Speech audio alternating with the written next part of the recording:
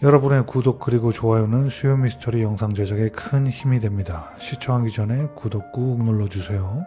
그럼 오늘의 이야기 바로 시작합니다. 완벽함이란 얼마나 깨지기 쉬운 환상일까요? 동화 속 해피엔딩의 조건은 무엇일지 생각해 보신 적 있으십니까? 흠잡을 데 없는 학벌, 평생을 써도 마르지 않을 거대한 부, 매력적이고 능력 있는 배우자, 그리고 그 사랑의 결실인 천사 같은 5명의 아이들.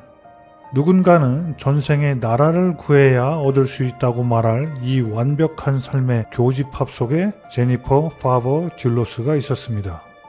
미국 코네티컷주의 부촌 뉴케이논, 상위 1%의 엘리트들이 모여 사는 이 고요하고 우아한 마을에서 그녀의 삶은 마치 견고한 진열장 속에 전시된 최고급 보석과도 같았습니다. 모두가 선망하는 삶.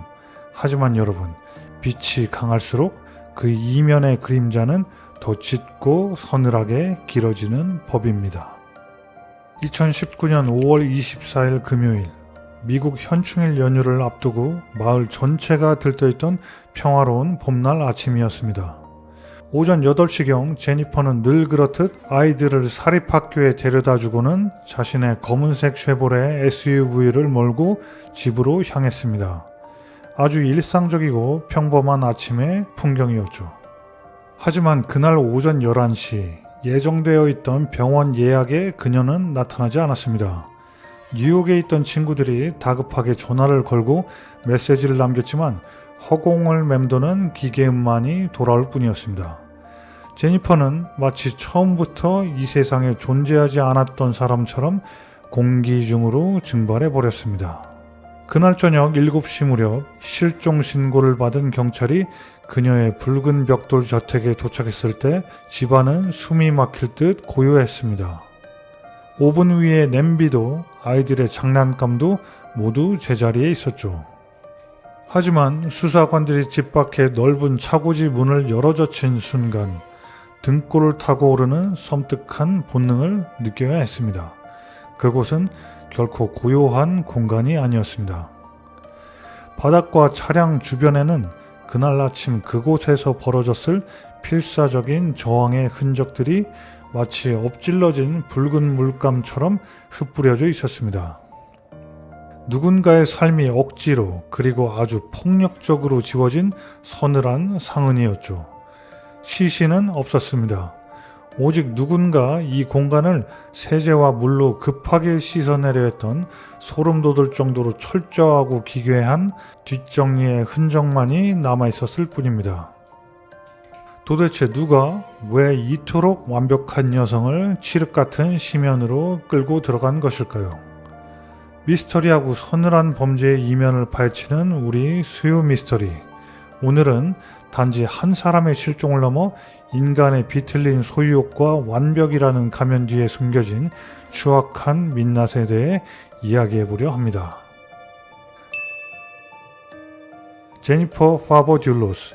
그녀는 그저 남편의 돈으로 편안한 삶을 영위하던 부유층 사모님이 아니었습니다.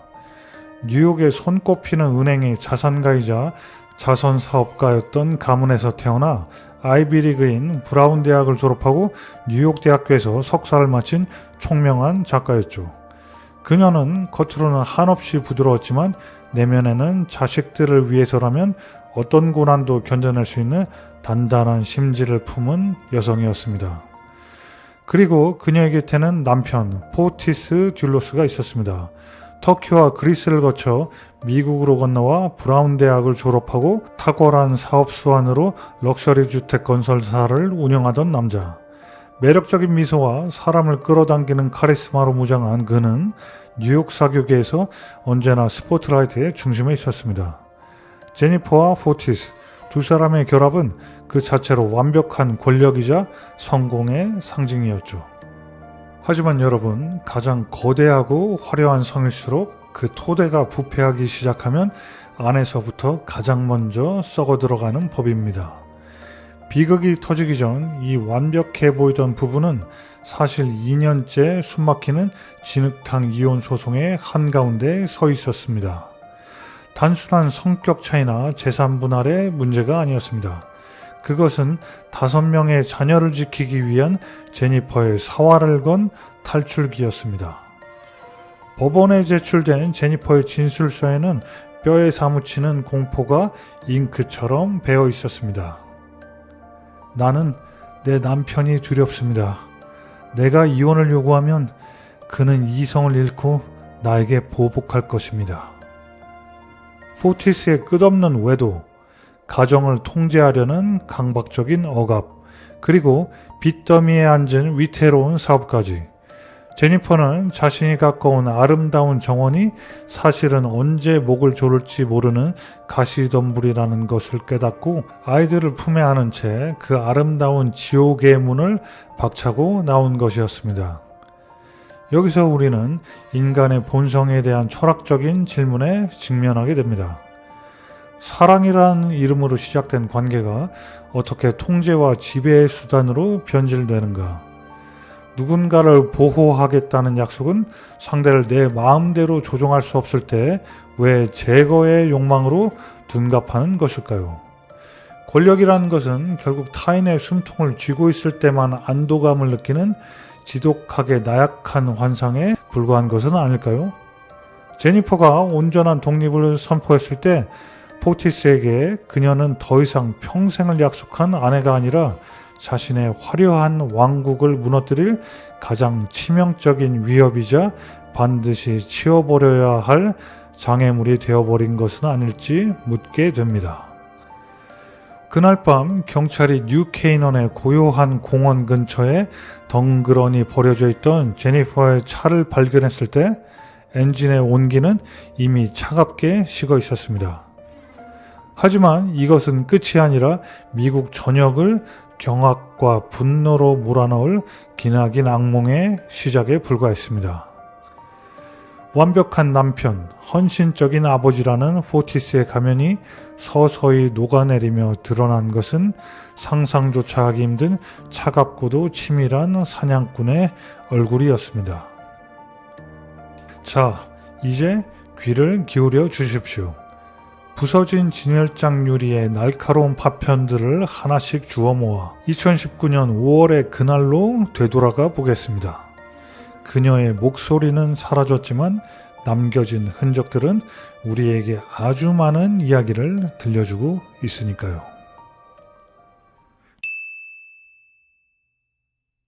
제니퍼가 흔적도 없이 사라진 직후 경찰의 서늘한 시선이 가장 먼저 향한 곳은 너무나도 당연하게도 이혼 소송 중이던 남편 포티스 듀로스였습니다. 하지만 놀랍게도 실종 당일 포티스의 알리바이는 마치 누군가가 자를 대고 반듯하게 그어놓은 선처럼 한치의 오차도 없이 완벽했습니다.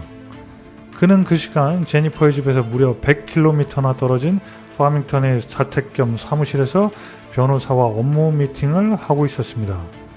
그의 휴대전화 역시 하루 종일 그곳에 머물러 있었죠. 게다가 제니퍼가 사라진 직후 그의 곁에는 이미 새로운 안주인이 자리 잡고 있었습니다. 매력적인 남미 출신의 여성 미셸 트러코니스. 포티스와 미셸은 마치 제니퍼라는 존재가 처음부터 없었던 것처럼 그 거대한 저택에서 새로운 완벽함을 연기하고 있었습니다. 자, 여러분, 우리는 여기서 잠시 멈춰서서 아주 불편하고 낯선 상상을 하나 해보려 합니다. 수요 미스터리의 방식을 빌려 철저히 악마의 변호인이 되어보는 겁니다. 만약 포티스 듀로스가 느꼈을 그 지독한 분노와 절망감에 아주 작은 정당성이라도 부여해 본다면 어떨까요? 그는 낯선 미국 땅에 건너와 맨손으로 시작해 최고급 럭셔리 주택 건설사 포어그룹을 일궈낸 자수성가형 사업가였습니다. 하지만 그의 화려한 성공 이면에는 뼈아픈 굴레가 있었습니다. 사업 자금의 대부분이 제니퍼의 친정, 즉 뉴욕의 억만장자 은행가인 장인어른의 지갑에서 나왔다는 사실이죠.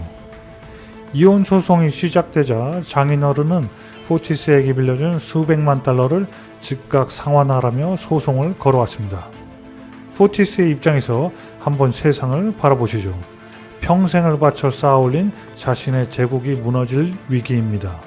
돈줄을 쥔 거대한 처가 가문은 막강한 자본력과 변호인단을 동원해 그를 파산의 늪으로 밀어넣고 있었고, 그가 세상에서 가장 사랑하는 5 아이들조차 그에게서 영원히 빼앗아가려 했습니다. 자신이 구축한 모든 것을 아내의 가문이 가진 그 압도적인 돈의 힘으로 짓밟으려 할 때, 벼랑 끝에 몰린 한 인간이 느꼈을 무력감과 수치심은 어땠을까요? 만약 이 상황에서 거대한 부의 폭력 앞에서 자신의 생존과 부성애를 지키기 위해 발버둥친 그의 반격이 비록 그 방식이 파괴적이었다 할지라도 한 인간으로서 느낄 수밖에 없었던 불가피한 생존 본능이었다면 어떨까요? 괴물과 싸우다 스스로 괴물이 되어버린 비극적인 가장의 모습이 과연 그만의 온전한 잘못이라고 돌을 던질 수 있을까요? 이 질문에 대한 답은 여러분의 마음속에 잠시 보류해 두시길 바랍니다. 왜냐하면 그가 짜놓은 완벽한 알리바이의 직물이 올 한가닥에서부터 속절없이 풀려나가기 시작했기 때문입니다. 형사들은 맹견처럼 포티스의 동선을 물고 늘어졌습니다. 그리고 실종 당일 저녁 파밍턴에서 약 50km 떨어진 하트퍼드 지역의 어두운 뒷골목 CCTV 영상에서 마침내 결정적인 균열을 찾아냅니다. 영상 속에서 익숙한 검은색 포드 랩터 트럭 한 대가 골목길을 유령처럼 배회하고 있었습니다. 운전석에는 포티스, 조수석에는 그의 연인 미셸 트로코니스가 타고 있었죠. 두 사람은 하트퍼드의 우범지대인 알바니 애비뉴를 따라 무려 30군데가 넘는 쓰레기통을 일일이 찾아다니며 검은색 비닐봉지들을 곳곳에 분산시켜 버리고 있었습니다. 심지어 포티스는 하수구 철망을 뜯어내고 무언가를 깊숙이 밀어넣기도 했습니다. 경찰은 즉시 쓰레기 매립지로 향했습니다. 악취가 진동하는 수천 톤의 쓰레기산을 뒤지는 필사적인 작업이 시작되었습니다. 그리고 며칠 뒤 수사관들의 손에 수거된 그 검은 비닐봉지들 안에는 차마 눈뜨고 보기 힘든 한 인간의 생명력이 억지로 꺼져간 서늘한 징표들이 담겨 있었습니다. 누군가의 입을 틀어막았을 스펀지, 저항하는 손발을 올감했을 케이블 타이, 그리고 제니퍼가 그날 아침 입고 있었던 옷가지들, 그 모든 물건들은 씻어낼 수 없는 짙고 붉은 얼룩을 잔뜩 머금고 있었습니다. 누군가의 삶을 폭력적으로 지워내고 그 흔적마저 세제로 차갑게 닦아낸 철저한 은폐의 부산물들이었죠. 검사 결과 그 붉은 흔적들은 모두 제니퍼의 것으로 확인되었습니다. 포티스의 알리바이는 처음부터 끝까지 정교하게 조작된 기만이었습니다. 휴대전화를 집에 두고 간 것은 추적을 피하기 위한 미끼였고, 아내의 집으로 향할 때 자신의 차 대신 직원의 붉은색 트럭을 몰래 훔쳐 타고 가는 치밀함을 보였습니다. 심지어 범행 후에는 직원의 트럭 세차를 강요하고 차량의 시트마저 통째로 교체해버렸죠. 완벽해 보이던 가정을 유지하려 했던 그의 껍데기 뒤에는 자신의 욕망에 방해가 되는 존재는 언제든 폐기물처럼 처분해버릴 수 있다는 지독한 통제광의 얼굴이 숨어 있었던 것입니다. 하지만 꼬리가 길면 밟히는 법. 그의 오만함은 결국 그를 경찰의 포토라인에 세웠습니다. 그러나 사건은 결코 이렇게 쉽게 끝나지 않습니다. 시신은 여전히 발견되지 않았고 침묵의 요새 뒤로 숨어버렸습니다. 그리고 이 숨막히는 침묵 속에서 누구도 예상치 못한 또 다른 파국이 서서히 끓어오르고 있었습니다. 미스터리의 심연은 이제 가장 어둡고 서늘한 위기의 순간으로 우리를 끌어당깁니다. 여러분, 상식의 세계에서 진실은 명백했습니다. 누군가의 생명력이 억지로 빠져나간 붉은 흔적들, 저항의 의지를 무참히 꺾었을 케이블 타이, 그리고 그것을 차가운 세제 거품으로 지워내려 한 기괴한 은폐의 정황까지. 이 모든 부산물이 뿜어내는 악취는 오직 한 사람, 포티스 듈로스를 가리키고 있었습니다. 하지만 우리가 발을 딛고 있는 현실의 법정은 상식의 세계와는 전혀 다른 중력으로 돌아가는 곳입니다. 시신이 없다는 것, 그것은 단순한 증거의 부재가 아니라 악마가 숨어들 수 있는 가장 거대하고 견고한 요새였습니다. 법의 판 위에서 진실이란 실제로 일어난 일이 아니라 증명할 수 있는 일에 불과합니다. 피해자가 어떻게 마지막 숨을 거두었는지 그 치명적인 순간을 육신이라는 가장 확실한 증거로 제시하지 못한다면 가해자는 끝없이 빠져나갈 구멍을 찾아냅니다. 그리고 포티스 듈로스는 이 법의 맹점을 누구보다 영악하게 이용하기 시작했습니다. 그가 고용한 화려한 언변의 변호인단은 대중을 향해 기막힌 시나리오를 던집니다. 유명한 스릴러 소설이자 영화인 나를 찾아줘를 기억하십니까? 변호인은 제니퍼가 남편을 파멸의 구렁텅이로 밀어넣기 위해 스스로 자신의 피를 뽑아서 차고에 흩뿌려두고 어디론가 잠적해버린 완벽한 자작극이라는 주장을 펼쳤습니다. 심지어 그녀가 과거에 썼던 소설의 내용을 근거로 들며 이 모든 것이 작가였던 제니퍼의 뒤틀린 복수극이라고 몰아붙였죠. 자, 여기서 우리는 다시 한번 서늘한 의문에 휩싸이게 됩니다. 만약, 아주 만약에 말입니다. 그 변호인의 궤변이 우리의 뇌리를 스치고 지나가는 일말의 진실이라면 어떨까요? 거대한 재력과 권력을 가진 친정 가문을 등에 업은 아내가 남편의 숨통을 끊어놓기 위해 법과 언론마저 체스판의 말처럼 조종한 것이라면요. 가해자와 피해자의 위치가 단숨에 뒤바뀌는 이 아찔한 전복 앞에서 대중은 혼란에 빠졌습니다. 누군가는 조롱 섞인 의문의 눈초리를 제니퍼에게 보냈고 포티스는 그 혼란의 틈바구니에서 오만한 미소를 지으며 자신의 결백을 주장했습니다. 이것이 바로 악이 세상을 기만하는 방식입니다. 본질을 흐리고 피해자를 가해자로 둔갑시키며 대중의 관음증을 자극해 진실의 무게를 가십으로 전락시키는 것. 포티스는 이 끔찍한 연극의 감독이자 주연 배우로서 완벽하게 무대를 장악한 듯 보였습니다. 하지만 여러분, 인간이 만든 거짓말은 아무리 정교해도 결국 시간의 마모를 견디지 못합니다. 경찰은 무려 7개월이라는 시간 동안 집요하게 그의 숨통을 조여 들어갔습니다. 시신이 없다는 치명적인 약점을 극복하기 위해 수천 페이지에 달하는 통화 기록, 수백 시간의 CCTV 영상, 그리고 DNA 증거들을 거대한 모자이크처럼 짜맞췄습니다. 그리고 2020년 1월 마침내 침묵의 요새에 균열이 가기 시작했습니다.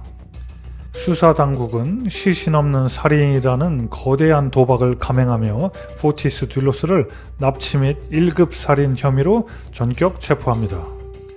그의 새로운 연인이었던 미셸 트로코니스 역시 공범으로 체포되었죠. 정의가 승리하는 통쾌한 순간이었을까요?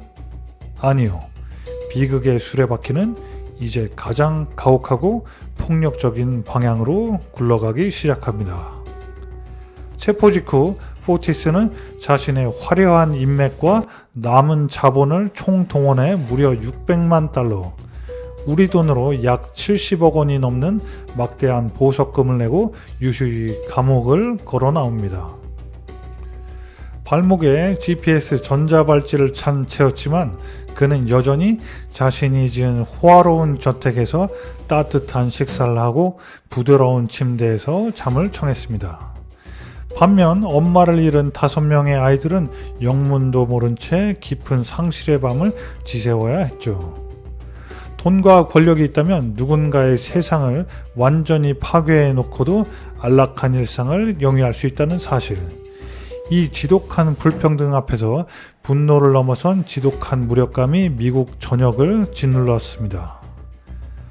하지만 포티스의 이 오만한 평화도 그리 오래가지 못했습니다. 그가 쌓아올린 모래성은 이제 밑등에서부터 무너져 내리고 있었습니다. 보석금의 담보로 잡았던 부동산들의 가치가 폭락하면서 보석이 취소될 위기에 처한 것입니다. 2020년 1월 28일 정오, 그는 보석 취소 심리를 위해 다시 법정에 서야 했습니다. 만약 법원이 보석 취소를 결정한다면 그는 화려한 저택을 떠나 다시 춥고 축축한 감방으로 돌아가 기약 없는 재판을 기다려야만 하는 상황. 자신이 통제할 수 없는 벼랑 끝으로 내몰린 통제광, 완벽주의자였던 나르시시스트가 자신의 세상이 완전히 붕괴되는 것을 목도하는 그 순간, 과연 그는 어떤 선택을 했을까요? 심리가 열리기로 예정된 그날 오전, 포티스는 법원에 나타나지 않았습니다. 그리고 그를 찾으러 저택으로 출동한 경찰들이 차고문을 열었을 때 그들은 다시 한번 매캐하고 불길한 공기와 마주해야만 했습니다. 제니퍼가 사라졌던 바로 그곳, 모든 비극이 시작되었던 그 서늘한 공간에서 말입니다. 그날 아침 뉴케이넌의 공기를 가르며 달려온 경찰들이 마주한 것은 고요함이 아니라 둔탁하고도 불길하게 울려 퍼지는 엔진의 심장박동 소리였습니다. 굳게 닫힌 차고 문틈 사이로는 매캐하고 탁한 회색빛 안개가 뱀처럼 기어나오고 있었죠. 문을 강제로 뜯어내고 진입한 수사관들의 시야를 가득 채운 건 짙은 배기가스 속에 잠겨있는 포티스 듈로스의 차량이었습니다. 그리고 운전석에 늘어진 채 발견된 한 남자. 그는 법정이라는 심판대 위에 서는 대신 스스로 자신의 삶에 강제적인 마침표를 찍어버리는 쪽을 택했습니다. 그의 호흡은 미약하게 붙어 있었고 구급 헬기가 거친 프로펠러 소리를 내며 그를 병원으로 황급히 이송했습니다. 하지만 이틀 뒤인 2020년 1월 30일 포티스 듈로스의 심장은 영원히 멈춰 섰습니다. 타인의 생명력을 무참히 꺾어버렸던 그가 이제는 자신의 의지로 자신의 숨통마저 끊어버린 것입니다.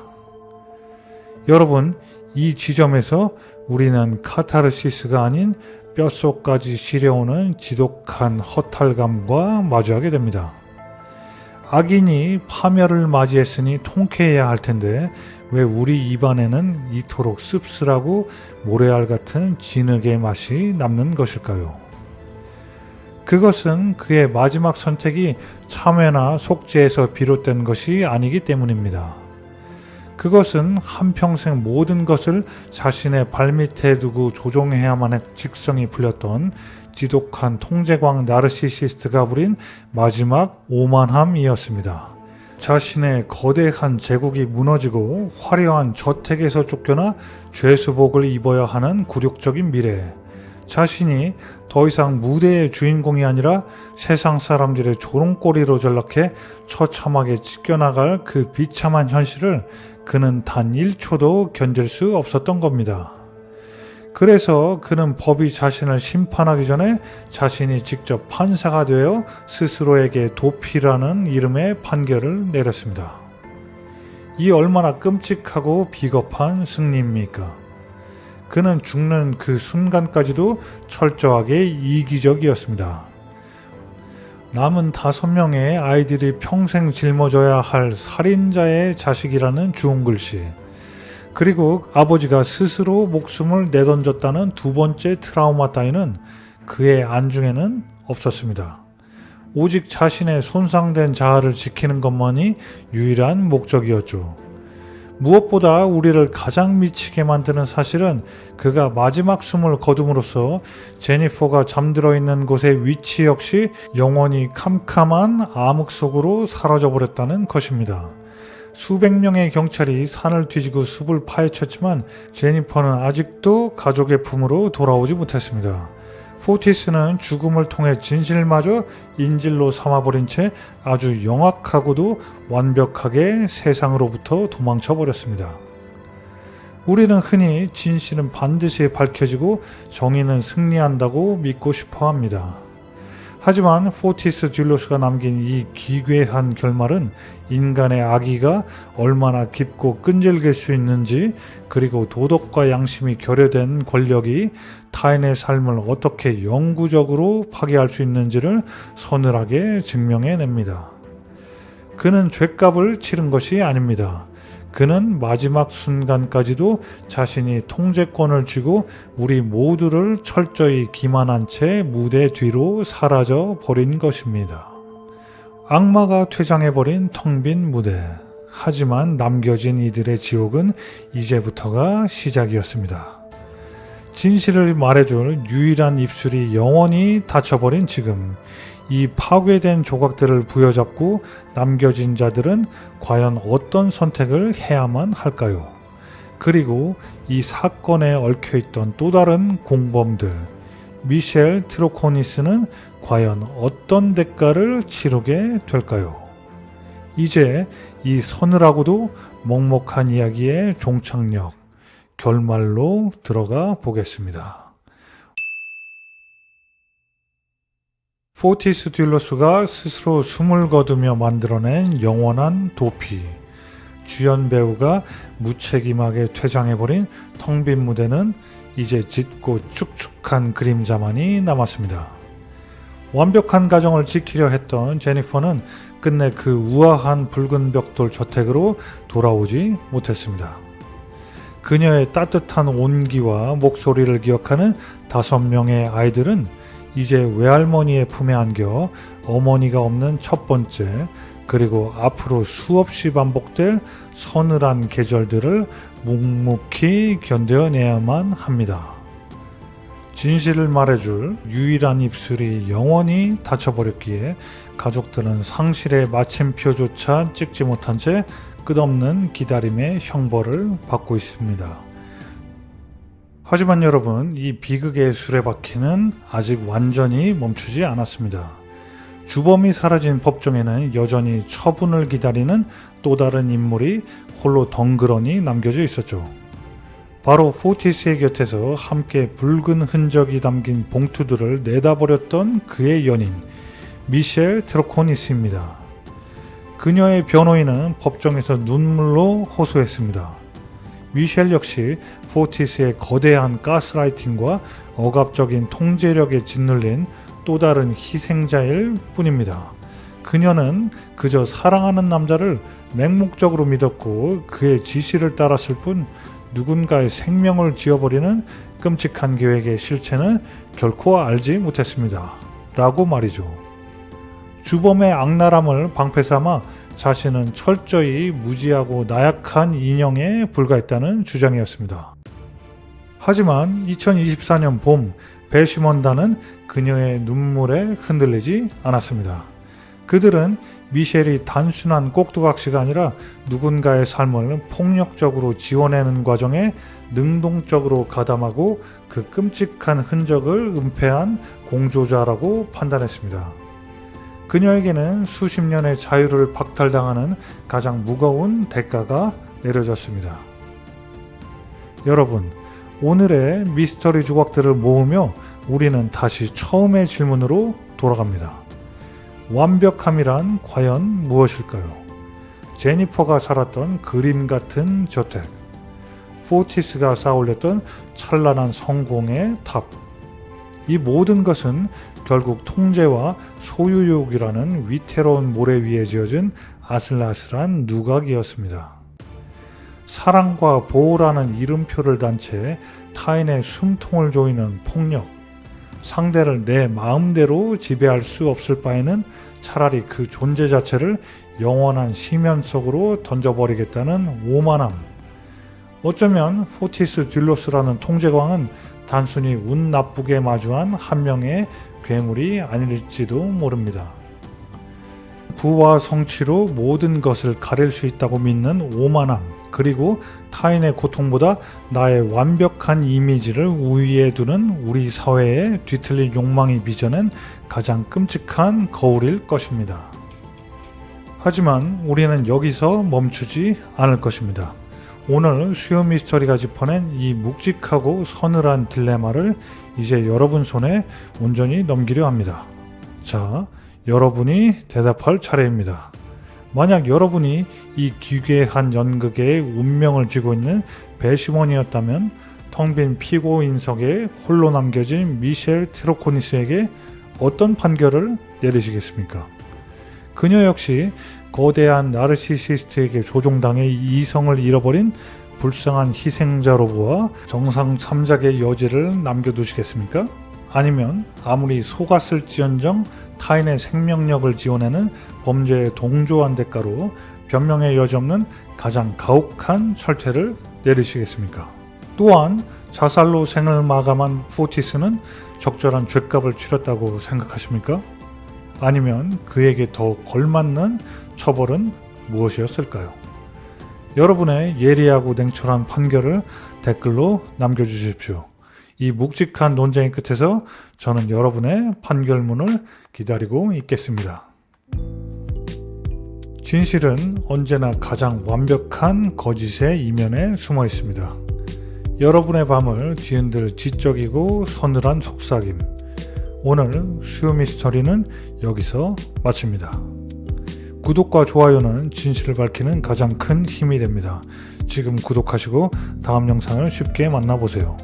수요 미스터리, 우리는 다음 영상에서 더욱 서늘하고 통찰력 있는 미스터리로 다시 찾아오겠습니다.